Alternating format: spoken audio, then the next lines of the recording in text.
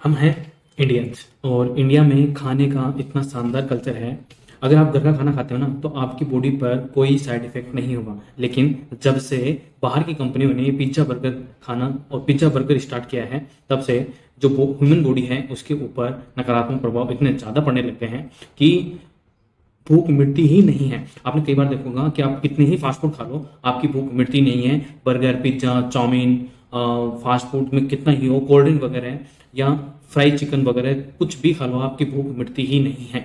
तो क्या कारण है और कितने टाइप के ये ईटिंग होते हैं और क्या इनके साइड इफेक्ट होते हैं और इनसे आप कैसे बच सकते हैं। अगर आप खाने के आदी हैं तो भी आप अगर इनके खाने के बाद अपना वर्कआउट करते हैं, एक्सरसाइज करते हैं, तब भी आप अपनी बॉडी को मेंटेन कर सकते हैं। तो चलिए शुरू करते हैं।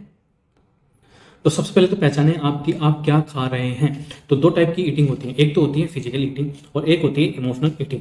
और ईटिंग का ये जो खाने का जो प्रोसेस है और ये खाने का जो कल्चर है ये 700 साल पुराना है। मतलब गुजरात का शासक था मोहम्मद, ठीक है, मोहम्मद बेग खां। तो वो इतना खाना खाता था, मतलब दरबार के अंदर बैठे बैठे वो 35 किलो तक खाना खा जाता था। कितना? 35 किलो तक बैठे बैठे। और जब वो रात को सोता था तब भी उसके दोनों हाथों की तरफ दोनों साइड खाना रखा जाता था, इतना ज़्यादा खाना खाता था वो। तो फिजिकल ईटिंग क्या होती है? फिजिकल ईटिंग में अलग अलग तरह का खाना खाने की इच्छा होती है। आपकी भी होती होगी फिजिकल ईटिंग में अलग अलग तरह का खाना खाने की।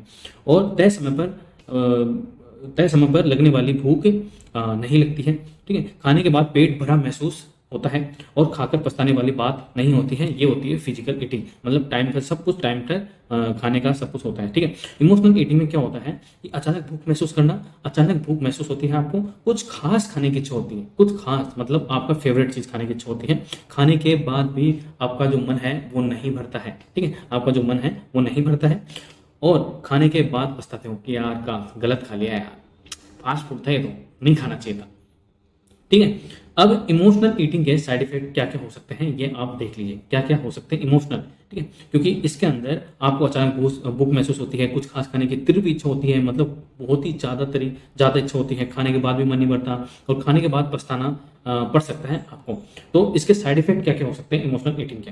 तो मोटापा चढ़ जाता है, मतलब आप शरीर से कुप्पा हो जाओगे, मोटे हो जाओगे। सांस फूलने लगती है, अस्थमा जैसी बीमारी आपकी हो सकती है। जोड़ों की समस्या, मतलब आपके जो जॉइंट्स हैं, बॉडी के अंदर जो जॉइंट्स हैं उनके अंदर पेन स्टार्ट हो सकता है, दर्द स्टार्ट हो सकता है।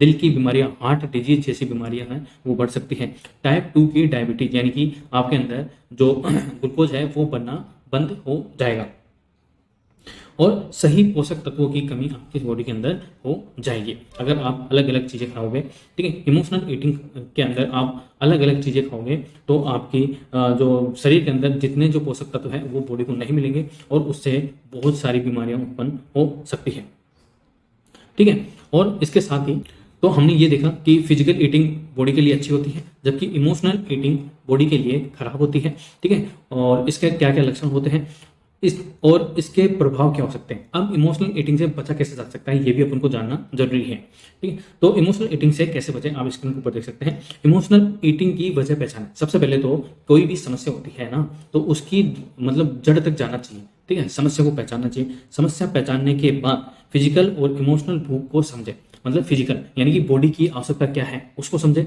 और आपके मन की इच्छा क्या है उसको समझे। मन की इच्छा को कभी कभी मारना पड़ता है और शरीर की जो आवश्यकता है उसके अकॉर्डिंग उसकी पूर्ति की जानी चाहिए। एक गिलास पानी इमोशनल भूख को शांत करता है। मतलब जब भी आपका मन करे कि मुझे आज ये फास्ट फूड खाना है तो आप एक गिलास पानी पी सकते हैं। उससे आपके जो इमोशनल ईटिंग है, मतलब आपकी जो मन की इच्छा खाने की है उसको शांत करने में आपकी मदद मिलती है। नियमित तौर पर योग करें,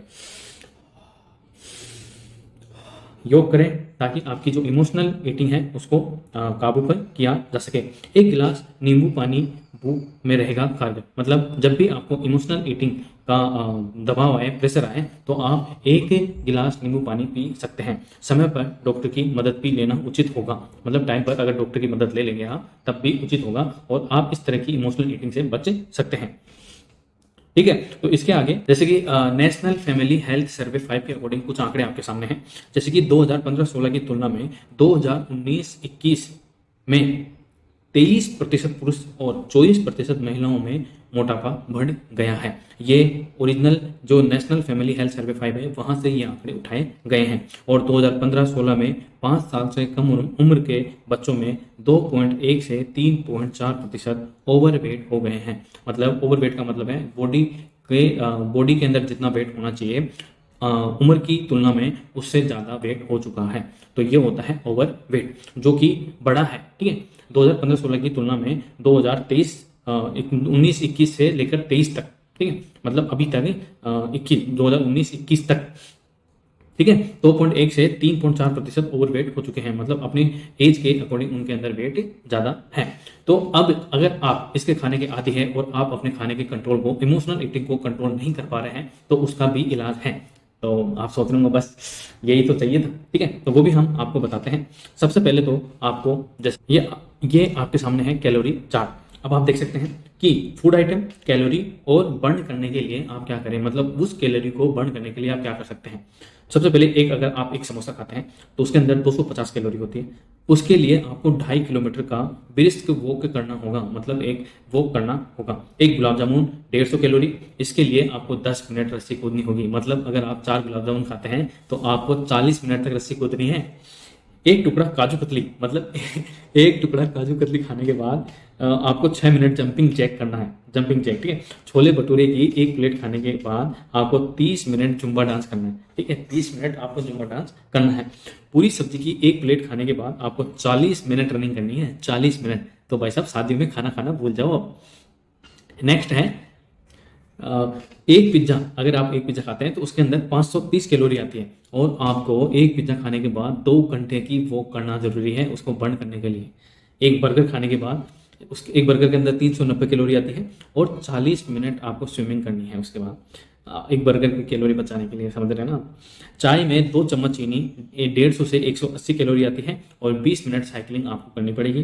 कॉफ़ी में 2 चम्मच चीनी के साथ 180 से 200 कैलोरी होती है, जिसमें आपको 30 मिनट नॉर्मल वॉक करनी पड़ सकती है।